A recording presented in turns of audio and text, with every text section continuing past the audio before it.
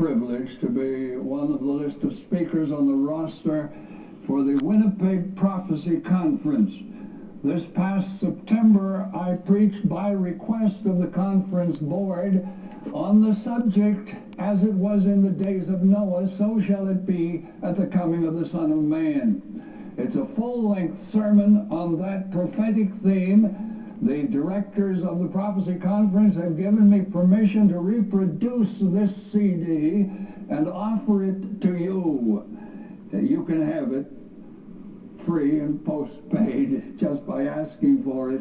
If you believe that this sermon on a prophetic theme, "As it was in the days of Noah, so shall it be at the coming of the Son of Man," ask for it, please, when you write, and I'll rush it to you. Hundreds of you have received our latest CD of the male quartet, 20 songs that bring a song to your heart. If you haven't asked for your copy, then please do so when you write me this week. Also, for a few weeks, I've been talking about my latest book of 17 television talks on great Bible texts, and they are included in this book entitled "This Way, Please." Hundreds of you have received a copy already. If you haven't received your copy, please ask for it when you write.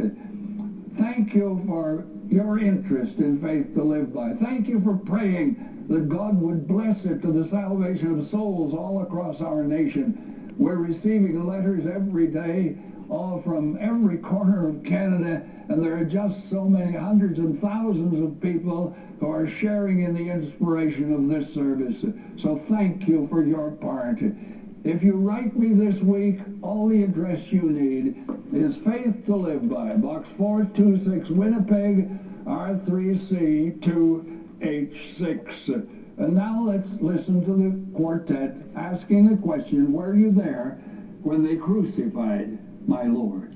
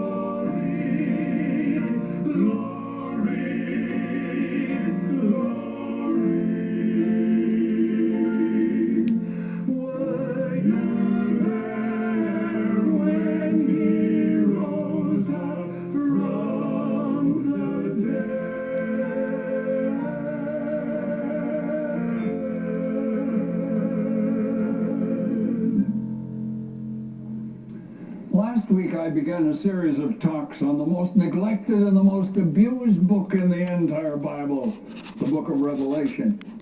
In spite of the fact that God has promised blessing for everyone who reads and keeps the words of this book, thousands of preachers avoid it, and other thousands make it mean whatever they want it to mean. It is high time, especially when our world is suffering from what has been called an economic tsunami, to take a fresh look at what God revealed to John, the beloved disciple, regarding things to come. I repeat what I said last week, that the hero of the book of Revelation is not the man of sin, the beast, or the Antichrist, but the true Christ, the Lord Jesus Christ. This is the revelation of Jesus Christ, which God gave to John. It is the thrilling account of the way in which Jesus will establish his everlasting kingdom. It is the blow-by-blow description of how he will cleanse this world of all the sorrow brought upon it by sin and Satan, remove every vestige of the curse, and emerge as the sovereign of all sovereigns, the King of all kings, and the Lord of lords. Every Christian ought to love the book of Revelation. And if you read the book with your eyes on Jesus, I'm sure it will put a song in your heart. There are three things I want to share with you today. First of all, I want you to catch a glimpse of Jesus as he is now, chapter 1 of the book, glorified and exalted. Secondly, I want you to see your church as God intends it to be.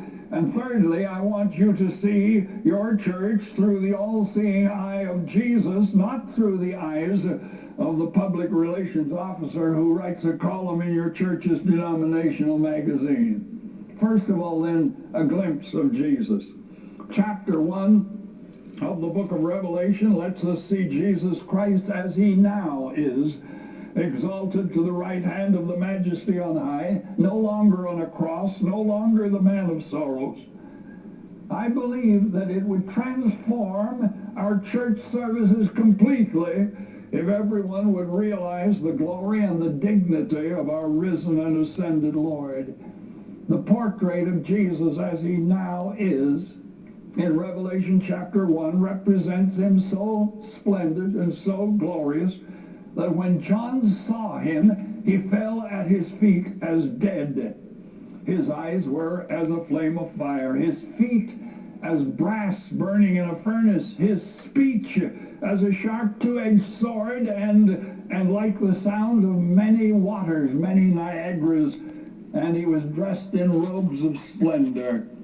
That's the picture of Jesus that every person today ought to carry around in his heart and mind. Majestic, triumphant, glorious. Oh, how shallow and silly and pathetic and misleading that so many refer to Jesus today as the man upstairs.